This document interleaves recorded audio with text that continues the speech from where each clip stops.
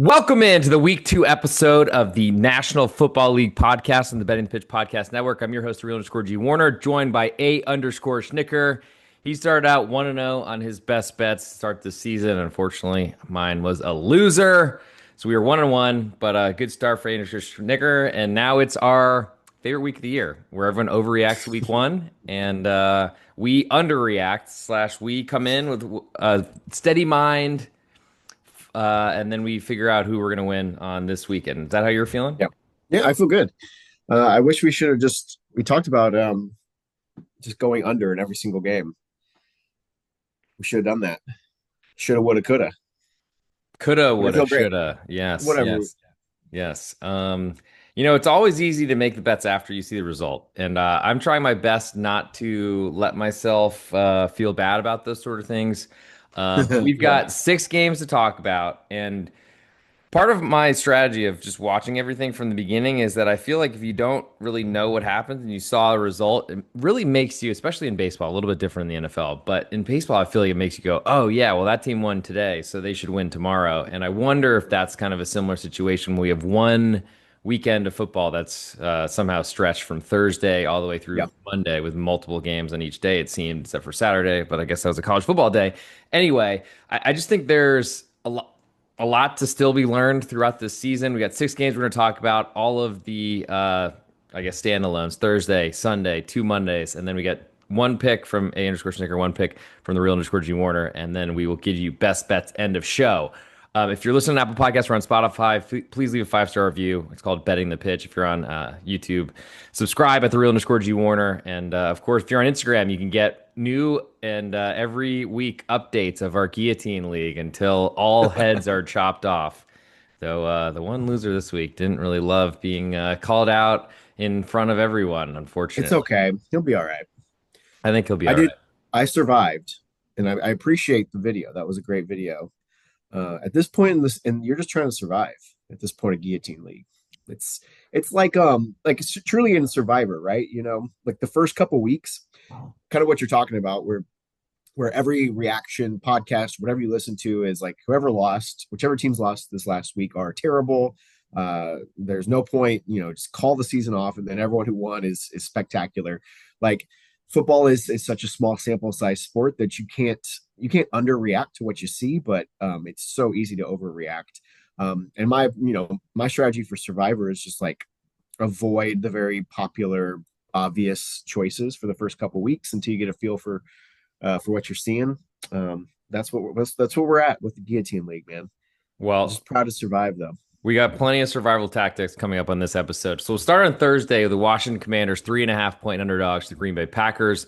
Total is 48 in this one. Wow. Seeing things already, I guess. I initially saw 5.5 all the way down to 3.5. So, excuse me, I initially saw 4. That's wrong. I was thinking it'd be 5.5. So clearly the market, despite, to me, I think, given a fair amount of respect to the Packers in week 1, saw Yeah. them dominate a Detroit Lions offense that didn't really show up until a late touchdown, or maybe 2 late touchdowns, you could probably argue.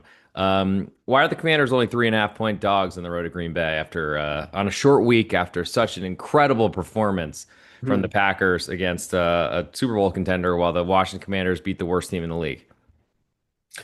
Sure. Well, let's look at it from the Green Bay Packers defense, which I truly think is at this point the identity of the team. I think that's the strength of the team. So it's strength on strength in this matchup, right? You got Washington's offense, who maybe you could call for a little bit of regression with Jaden Daniels, but they, I think Debo Samuel, he's at least a little bit healthier. He could provide a little bit of spark there. It's a different mix to that offense. I liked what I saw from Washington. They held New York out of the end zone, which is something that the Giants really struggle to score touchdowns. But like, they it was a workmanlike type effort for them, whereas Green Bay was in that prime time or that standalone spot truly, and was where all the eyeballs. And so I was impressed with the Green Bay defense. I thought that them able to get pass rush with just 4 guys is going to be a problem for Jaden Daniels. Where he struggled last year when he stepped up in class when it comes to defenses. Um, but it just makes me uncomfortable because the Green Bay offense just kind of coasted, right? Like after they came out hot, and then it was just kind of a slog for the final 2.5 quarters. Um, and that makes me worried. I still don't know what we have out of Jordan Love. Are you a Jordan Love guy? Do you think uh, he is someone that can take this offense to a like a championship level? I don't know that, but I do know that they have a lot of options. And I think their Yeah, fantasy lineup or picking like which receiver to use in the Green Bay Packers, you never know who to pick. I think it's because they're spoiled with choice or spoiled for choice. And they have so many options that I think that's hard to game plan against. And that's, I think, a huge benefit. I also, into your reference of when the Commanders stepped up in class last year, I can't get the NFC Championship game out of my mind where they got absolutely obliterated by a really good Eagles team, but and one that did the same to the Chiefs. So maybe that's not such a uh, derogative, whatever it's called in the military, demerit for the Commanders. But at the same time, I feel like this number is really small. Short week, not in division, coming off of yes, an earlier game by 3, 4 hours, let's say, maybe 5 hours before the game actually wrapped up, and maybe some press conferences finished, but. And I do think the flashy offense is still quarterbacked by Jaden Daniels. The question I have is Debo Samuel just going to be that great because they put him in motion a few times against an sure. actual competent defense? Micah Parsons gets more sea legs under him, and I don't know that we saw much from the Packers because they didn't have to do much. They were ahead so much in the game against the Lions that I thought was going to be very, very close. And I'm glad I didn't play a Lions lean because Yeah. I was kind of on the side of, I think this Lions team's very capable and we don't know enough about Jordan Love. So I don't love laying points above a possession, but at a minus 105 currently at Bet Online, we could see a expensive three or maybe even a regularly priced three if there's continues to be more movement on the Washington Commanders side. And for some psychological reason, I'm much more likely to lay four than I am 3.5. I can't explain that other than something I need to talk to someone while I lay on a couch for. But at the same time, I think there's plenty of questions about Washington. Yeah, they got a little bit thicker inside of their nose tackle, defensive tackle, whatever combos. But I mean, I've seen Josh Jacobs run the ball straight down people's throat for many years, and that's basically what Matt LaFleur's offense has been. And now he has a defense that seems to get stronger every year. So I don't think I'll be anywhere near the Commanders on Thursday night. How about you? Um, only if you want to look at it from like a contrarian point of view. Um, or if you look at like Michael Parsons, if he has the back issues, he's still getting acclimated to the defense. He plays, 30 something snaps on Sunday. Then you've got a short turnaround with the back that's you're trying to take care of. So, and obviously he's not the end all be all to that entire defense, but he certainly made an impact in, the half of the plays that he played.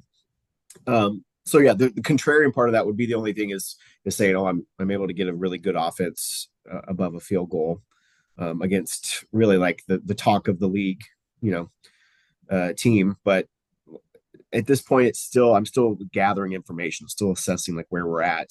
Um, not trying to take a stand at this point on a road game on a Thursday night. I think you're doing just that if you're playing the Commanders here. And if they rule Yeah. out Micah Parsons, give me that 2.5 and I will play it. Move now to Sunday, which we'll start with the Sunday night football game because we have two Monday nights and we'll come back, circle around to other Sunday games to discuss. That is a doozy. The Atlanta Falcons, 4.5 point underdogs to the Minnesota Vikings. Total is 44 in this one. No one answered my question in the group chat. How did the Minnesota Vikings win on Monday Night Football? I thought it was rhetorical. I didn't know that you weren't aware. I mean, I Uh, watched it, but it at 17-6, it felt pretty good with a pick yeah. six that went the wrong way. Felt pretty good for the Bears in that situation, and I'll let you speak to it. Okay.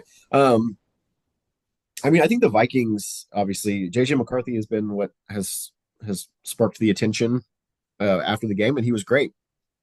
He made all the throws that he needed to, but he was set up and supported by a really really strong running game that showed no life in the first half.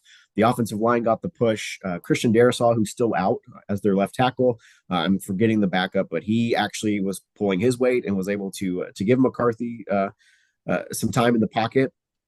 And then the defense, Brian Flores' defense also went to a new gear. That first half felt very much like okay, we've got this quarterback who is making his first NFL starts. I think it bled over even into the mentality of the defense. It was just this very conservative, tight play calling. Second half, they just let it loose. A great ground game set them up. And I'll tell you, like from what I saw, I think it is repeatable Sunday night. I'm not, I think JJ McCarthy is going to be a pretty good starter in this league. Uh, but I also think he's benefited from a really good coaching staff, a strong defense, and a ground game that if it can keep going, like it could be a Sam Darnold 2.0 type deal. Um, and so, you know, I think that 4.5 is a big number, and we've already seen that come tick down. I think it was 5 earlier on Tuesday. And I wouldn't be surprised if it drops a little bit more, but I don't know if I'd be running to the window with the Falcons, even though I also like Michael Penix. Yeah, definitely was a 5. I saw as I think a 4 even. So 4 to 5, back to four and a Four to half. So five, it back to seems four like and a we're half. going to be swimming around in that area. Justin Yeah, School, not to be confused with Justin Skull. thank you. So maybe that might be the new name that happens before Darisaw returns. Um, I mean, just based on where this number sits, it's again, I think, while we've pretty much on this podcast over the years we've done it, said that NFL home field advantage is getting weaker by the year. Sure. It's still, I think, taking a stand that Atlanta is a decent team if you're backing them here on the road. Yes, on a longer week than the Minnesota Vikings shorter week off of Monday Night Football game. Falcons played Sunday in the early window. But they also did lose a game in pretty horrible fashion with their kicker missing left and then right on the same field goal attempt to potentially put them in a better position to win on Sunday. Total's 44 in this one. We're going to expect a ton of blitz packages from Brian Flores. How do you think Michael Penix handles that, speaking of? I was impressed with how he rallied the Falcons. Obviously, their defense let them down at the end against Tampa Bay. I think he would perform really well. The other thing is to watch is Drake London going to be healthy for? I mean, he's not going to be healthy, but is he going Shoulder to be able to injury, play? but sounds like he was day to day, which you never know what Um, that means, but yeah, I I would assume in. it's still early enough in the process to. I'm going to go to the Falcons offensive line. Hey, look, Penix is going to be. I think he's also going to be a really like this sophomore quarterback class that we had may turn out to be like 5 for 5 in starters, which is really like unheard of. Um, but the Falcons also have issues on their offensive line. McGarry, their right tackle, who Penix throws left-handed, so it's basically his blind side. He's out for the year. I don't know if I saw enough on Sunday to be like, yeah, okay, that's their offensive line is fine. Um, I do think home field advantage matters in this situation. Minnesota is not an easy place to play. Um, but like I'm really looking forward to this game. I think even in the short amount of time that we've seen Penix in these spots, like this is when he's like put forth a pretty strong game. Out of anything, I actually might look over in this deal just because I think we've got some quarterbacks that like to play loose, and even if we get turnovers on the other side, then that also could lead to short fields as well. But yeah, my one lean in this game might be over. Yeah, we did see a pick six from the Bears' former practice squad player of the Minnesota Vikings on Right. what I don't know if you could blame that on Justin Jefferson. I got to say, but to me, I'm also wondering why this game is in the Sunday Night Football window for the second week of the season. But maybe Fox decided to really put their money up for the Eagles and the Chiefs, which we might get to a little bit later. Moving to Monday, as we're doing primetime games first, we'll start with the Tampa Bay Buccaneers. They're visiting the Houston Texans. Currently, the Bucks 2.5 point underdogs. A lot of juice in the Texans right now. Total is 42. Are we going Tampa Bay, Houston? So I'm Yes, coughing. yes. Um, it's great podcasting there. Um, okay, Texans. I'm out. I'm out. I'm out on the Texans, man. What makes you out on the Houston Texans? Uh, it's kind of what we talked about last week. The I don't think that there's any really wrinkles. I'm concerned about the coaching. Let's just put it that way. Um, Staffing, like player personnel wise, it's still a pretty decent team.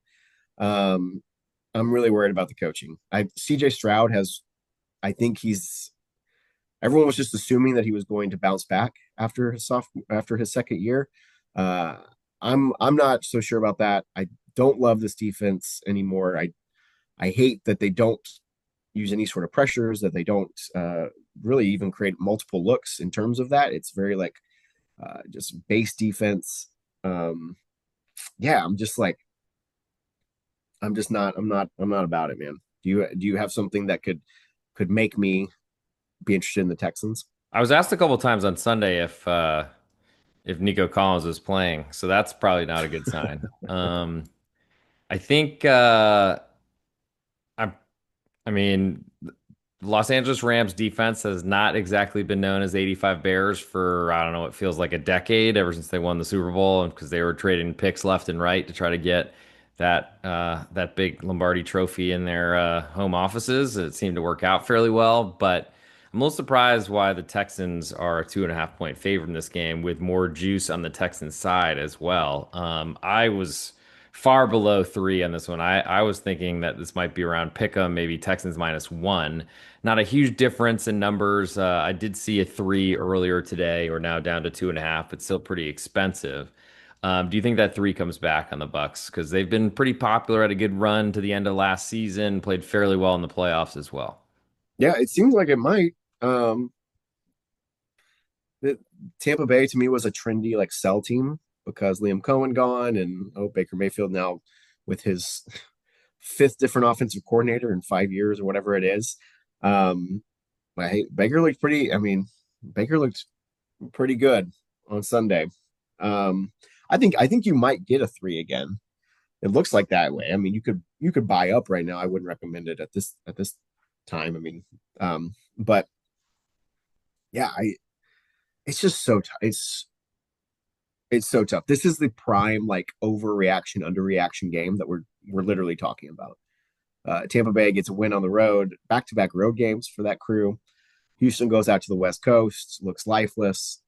Um, We're ahead for a lot of the game, to be fair to the Rams. The right, Texans were ahead, but you're right. certainly It just not like, in beautiful fashion. A lot of punts. yeah, yeah. I mean, you're watching maybe in that early window the Jets and Steelers just like go up and down the field, and so then yeah, everyone's in different places.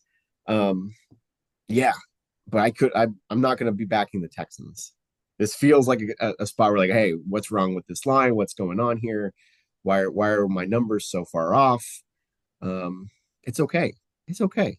I'm less concerned about underdogs in that situation. Favorites, I think, Yeah. I've learned short favorites are usually a good way to keep paying your man or your website or whomever Whoever. or telling your wife that there's more money in your account than there is. I wouldn't know what that's like, but that to me, I think it's almost one of those week 2. We got a long season ahead of us. Might be a pay to see it. I certainly lean Yep. to the Bucks in that one. To the nightcap on Monday, which makes a little more sense than starting games 30 minutes apart and having them on different channels with literally the score bug showing exactly what's happening in the other one, so you can't even try to watch them unsimultaneously. Right. We're going out west to Vegas for two teams with no home field advantage, so we might as well make the road team a favorite here. The Los Angeles Chargers, they're 3.5 point favorites, probably the same type of home field advantage as they would have in their home stadium. To the Las Vegas Raiders, total is 47 on this one. A lot more juice on the Raiders side right now. I saw this climb from 3 to 3.5, and the Raiders are a little bit more expensive after a huge week 1 win to kill my best bet. A lot. I'll start. So Yeah. to me, it was a Patriots should have gotten out further ahead in the first half, missed the field goal, and just didn't really get as far along as I had certainly had hoped. And then turnover when I was looking away to start the second half, Raiders score a touchdown and never, I think, trailed again. Yeah. There was Ashton Genty running really hard. There's Geno Smith, who's a huge upgrade from whatever the 15 quarterbacks that were playing for the Raiders last year, all with your similar mustache. And I think to me, the Pete Carroll, like while he's seems like a moron who's been around with his positive thinking since the 1970s, probably born in the 1870s, he does seem to inspire people around him. And maybe that's something I should believe in. At least I was surprised at the jump that essentially a Geno Smith quarterback did to a team that had stuck together and brought in what I thought was a really great coach. But Mike Vrabel doesn't have Derrick Henry, and maybe that's what the key was. Who knows? So tell me what you think about the Raiders, and then we'll get into the Chargers with one of the biggest upsets probably in Week 1. Yeah, I think you can be nothing but pleasantly surprised with what the Raiders did. Um, Going to the East Coast, early window, although it's the season opener, so a little bit different in terms of rest and preparation, but still a different body clock for sure. Um, yeah, I'm totally with you. They in the offseason they identified Geno Smith. Hey, Pete Carroll's my, that I know how to work with that quarterback. And yeah, they're working with a pretty unique type of wide receiver group, um, aside from Brock Bowers. And they delivered. Ashton Genty, we'll see what he really is. But yeah, all the way around, I was impressed with them. I mean, it still is the Patriots, the team that won what, 2 games last year, They four won. games, They five won games. two. They won 2 games when they shouldn't have won because they would have gotten the number one pick, but they kept That's right. winning, and that's why Jared Mayo, which I mean, for the best, should have gotten fired. But What were they at? Like 5 wins last year? I want to say they were 5 wins, but I have this machine in front. Um, 4-13, with a win on the last day that so cost them a lot.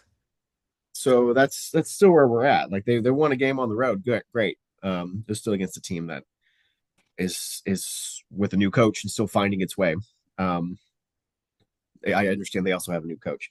Um, so I mean, yeah, like let's move on to the Chargers. Did you have any thoughts or takeaways from Friday's Well, upset? was it more about the Chargers or more about the Chiefs? Oh, I thought the Chargers played pretty well. I think the No, Chiefs are just. I think the Chiefs are. It's you can't say it because Patrick Mahomes is the quarterback, but I think they're one of those whoa, they missed the playoffs this year, how type teams. maybe this is like the middle part of Tom Brady. Like, it's like the same career path, right? Like where Brady got hurt. I'm not saying Patrick Mahomes is going to get hurt, anything like that. I'm just saying, there was like that a couple years where it just felt like they were spinning their wheels. I could certainly see it. The roster, you can poke holes in that roster all over the place.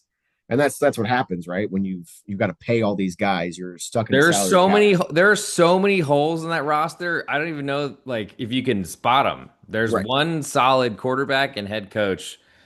The rest of that, I mean, they tried a white running back last year. That never works. That's like the thing, right? In NFL, you have to hit on your draft picks, and it's just so hard to sustain that year after year because you know once you hit on those guys, you got to pay them to keep them and keep that consistency going.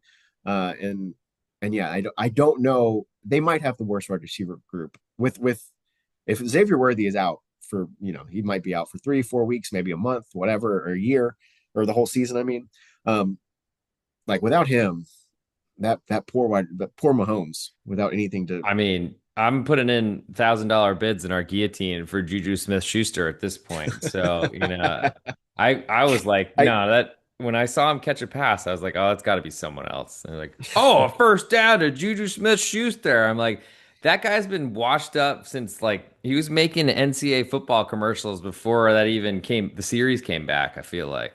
we should be looking at Hollywood Brown. That he's gonna get all the targets with Rasheed Rice and Worthy out. My goodness. Yeah, I mean, he Uh, stays in a job as long as I do at this point, so it's really hard to say. I mean, but back to this game, I guess, since this is a Chargers Raiders yes. discussion. Yep. Chargers are 3.5 point favorites. You don't have anything to worry about with the home crowd situation there, but you do have to worry about flying back from a different continent with everyone saying, I mean, I've every Instagram post I saw for a few days was who Justin Herbert was dating all of a sudden. So now that that cat's out of the bag, there's a few more distractions coming in.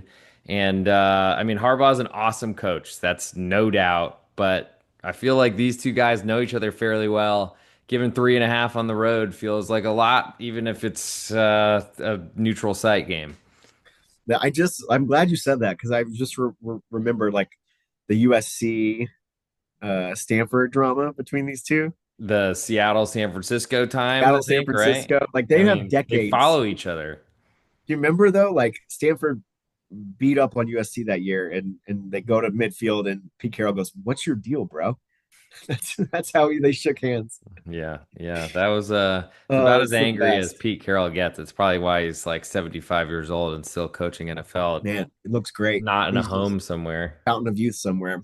Anyway, okay. I was impressed. The Chargers actually were aggressive. Like it wasn't just a Jim Harbaugh run the ball, Greg Roman type offense where I'm going to rotate in four running backs and they're all going to get 8 carries. Um, like he's actually like walking the walk with Justin Herbert. He's talked about how great of a quarterback he is. Now he's letting him throw it. Quentin Johnston out of nowhere, like fantasy football wide receiver, or what, two, three, four, some like top He five for remembered sure. his Like, how to use his hands because he certainly yeah, didn't all of last year. the drops. I don't know if we've solved that problem completely, but like he was able to get it to all the McConkey, um, Johnston. I'm forgetting another guy. Oh, Keenan Allen, um, Throwback. throwback. He So stopped he yeah, like stopped doing that foodie Instagram in Chicago and went back to San Diego where all there is burritos. So he was like, shrimp and "Well, fish I'm tacos. back." That's right. Yeah, exactly. Yeah, I mean, like I this is just I mean I know it's not I'm not giving out a pick here, but we're not spoiler here. We're not going to give out picks on every single game. Um, I think the Chargers are a fun team to watch this year just because of the coaching, and maybe this is finally when Herbert lives up to his billing. We'll see. I know that you're probably not sold on that, but we'll see. I I like what they have on the offensive line, even without Slater, who's I think out for the season yet again. I just know that this game is for the AFC West lead, and the winner might never give it back. So now we're going to move to our Sunday section of our podcast where we get to pick games that we want to discuss. And I think we've done fairly well on time so far. So at _Snicker on Twitter, where would you like to go for the game to discuss? Well, let's talk about one of your favorite second year quarterbacks. Let's Yikes. talk about Bo Nix. Oh, my don't choose the survivor pick that everyone else did first week. And Were you a then little nervous? Did you I pick the mean, so Broncos? I did pick the Broncos. I I figured literally everybody have did. reached a point where I got too frisky with week one survivor pick for so long that I kept not making it to week two, like I think 3 seasons in a row. I don't think I was taking like an underdog by any means, but it was like bad enough that I was kind of embarrassed. So I was like, I'm going for an out of division because those things can go weird. I'm going out of division, a team that I think is terrible. And I think a rookie quarterback making his first start on the road against a good defense and a team I think made the playoffs. That's all like Yep. things that were going the right direction for me. I should have looked and see how many people were on the same side as me. But, at this point, the check down king who just throws to every wide receiver swing pass possible. It's like he's playing Madden from 2006 or something like that. Yeah. And literally, that's the cheat code that the computer generated center, like mid linebackers and such, don't follow the swing pattern. So they just throw it that way. I mean, that's to me, Sean Payton, I don't know what I think about him. I mean, he was a laughing stock a couple seasons ago, was much better last year. I think he's probably somewhere in between those two things. And now the Broncos 2-point favorites on the road at Indianapolis, totals 42. Very fortunate for the Colts to start with 2 home games in a row. They Yeah. obliterated a bad road team, and I don't think many people watched much of that game because I don't think it was even on TV in a bar that had a lot of games on this past Sunday that I was sitting in. And then I saw the score and I was like 30 nothing, and the guy was goes Miami, and I was like, no, actually Indianapolis. And so that was a pretty surprise result. The Yep. Broncos, I thought, struggled offensively.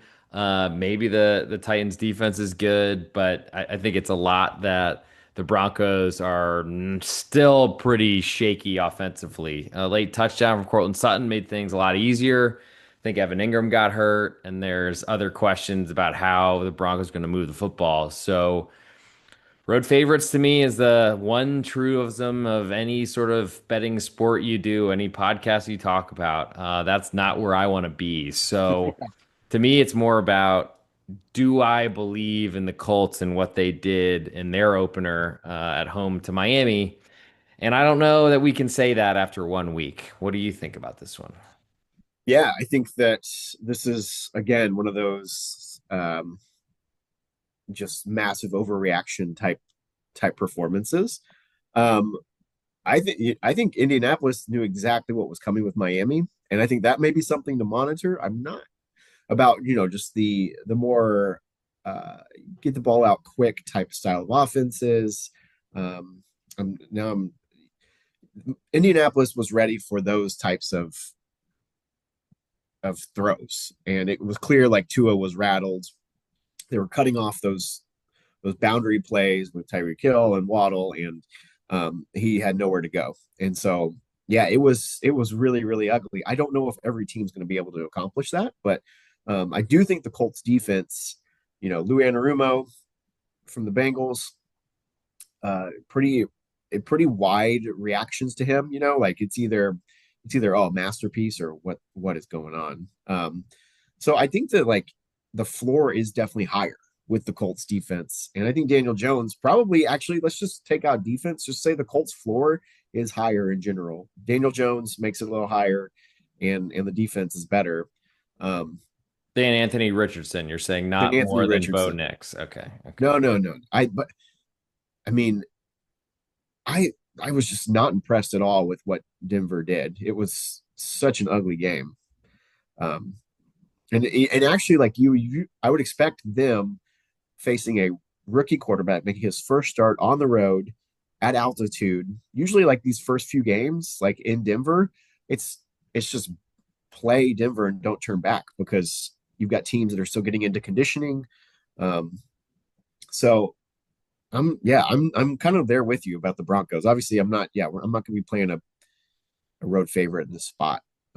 I think it's a I might definite be no. I think might be even looking at the Colts in this Bo situation. Nix has to prove a lot as a favorite here, I think. And I certainly know that I've fallen into home underdog traps before with worse quarterbacks, but at the Daniel Jones perspective, like I feel like anyone who played for the Giants, like it's hard to see even greatest quarterbacks of all time, Eli Manning wasn't able to do much for when he was wearing a Giants uniform after a while. So Yeah. and how many playoff games have these guys won? I mean, certainly a much longer career, but that's also offers a track record. For the game I want to discuss, we're going to leave one that's pretty big off to the side, but I think it's the overreaction bowl. It's the New England Patriots 1 point underdogs at the Miami Dolphins. Totals 44 in this one. We knew Miami was a really bad road team coming into this season. Are they now a really bad team? I'm glad we're doing this one. We talked about the Chiefs plenty. We Um, already did on an episode. We didn't even talk to the game there. and that's what I mean is like I was really hoping. I'm glad you picked this because I was like I don't really want to talk about the Chiefs. We already did it. Um, no, like I think God, I hate I hate the conversations about around the Dolphins so far this week. Um, because I'm not ready to give up on it. Like there's no I cannot look at that team and the talent they have and say, oh, no, this thing is over. Like, yeah, it was a really, really bad first game. But I was trying to look up the what the temperature actually like because normally these spots it's Miami, it's humid, it's nasty, so you're getting like a northeastern team coming down. Um, Sunday is going to be rainy. It's going to be like 85 in Miami, so not the same kind of like sitting on. You remember like the Bills always went down to Yeah. Miami early and like would just cook on the And they sideline with sat the on the sun coming the right. sun field. Yeah. Yeah, so I don't know if we're going to see that, but like it's a 1 point man.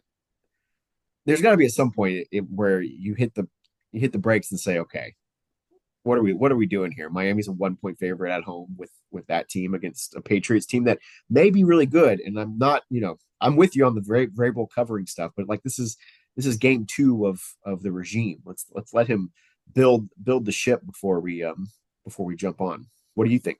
Well, what I don't want to be, if you're potentially, I didn't back Miami in the first game, but I do feel like anyone who did, you probably don't want to be anywhere near them. You're like, oh no, man, I'm But good. as a Patriots backer in week one, I don't want much to do with them after watching really not a lot of great anything out of that game. A pretty average defense, it looked like to me, or maybe below. and an offense that really hasn't figured much out with a rookie running back who's supposed to be awesome and hadn't really done much. And Miami's been so good. This is going to be the cheapest they'll ever be this season if they're remotely competent. A 1 point favorite. You literally, a win is a push of any type or better on the Dolphins. I just don't really want to be the guy that like texted some girl. We're supposed to go on a date, and I'm literally sitting at a bar 3 hours after she said she'd be there, and I'm like, she's still coming. I don't want to be that. I don't want to be that guy. And in the interest of time, I think we move a little bit further, unless you want to have one last say in this one. No, I think we've nailed it on that part. Yeah, I Okay, think we're good. last game bonus we're going to. Ooh, bonus, huh? Chiefs 1 point underdog at home to the Philadelphia Eagles. Totals You do 47. want to talk about it. All right. It's a quick Okay, quick one sentence. Who's covering? Who's winning? It's a 1 point quick spread. takeaways. I would let's pay attention to the Eagles offensive line. Their ground game really took a dive last week whenever is it Dickerson, the Maybe. Pro Bowl guard, when he was out. The second half they weren't really able to run. So we'll have to monitor. I know that was actually a week ago or whatever, but we'll have to monitor those reports. Um, I'm taking the Eagles. yeah, I don't. Man, I feel like both this game is going to be built up, and both these teams are going to be really underwhelming by the end of this year. That's my hot take. And that brings us to the best bet portion of the show. Thank you for following us along at on Twitter at the real underscore G Warner or at a underscore Snicker. Of course, on Instagram at the real underscore G Warner if you want more guillotine action. I spent far longer than I'd like to admit on that video today. And if you want to leave a 5-star review on Apple Podcasts or on Spotify, it's huge for our search rankings. Please do so, betting the pitch on Apple Podcasts and on Spotify. At Andrew Schnicker, you're 1-0, perfect on this season. Where are you going for your best bet on this Sunday, Thursday, Monday, whatever the heck, week 2 NFL? I'm kind of surprised. Like this is the direction that we talked about this game, because didn't figure it was going to be on the list. But the one that I have already circled and played would be Dolphins -1. That's We're gonna go back to it. We're gonna take a stand with the Dolphins and see if the overreaction is real. If not, then it's certainly time to hit the panic button. Underscore sticker going Dolphins -1. I will go. We didn't talk about this before the show. It's a nice little surprise is how we all do Oh, it. I'm gonna go with the Pittsburgh Steelers 3 point favorites at home to the Seattle Seahawks. I think the Seattle Seahawks we saw as a road underdog, or excuse me, a home underdog in their opener to San Francisco 49ers. Not a very impressive game, but I think there's a lot of struggles there. I'm not really sure I trust the coaching staff. I don't know exactly how I feel about Pittsburgh. I think they gave up a ton of points in the opener to a team that was not expected to score much, but I think we see a response from Mike Tomlin and company. I think 3 point favorites is cheap enough for me that I'll pay to see Seattle in early time zone, far away from their homeland, trying to figure out how to win and really stay within a 3 point number. So we'll go the Pittsburgh Steelers -3, the Miami Dolphins -1. And those will be our best bets for this week 2 episode. Thanks for joining, and we'll talk to you all next week.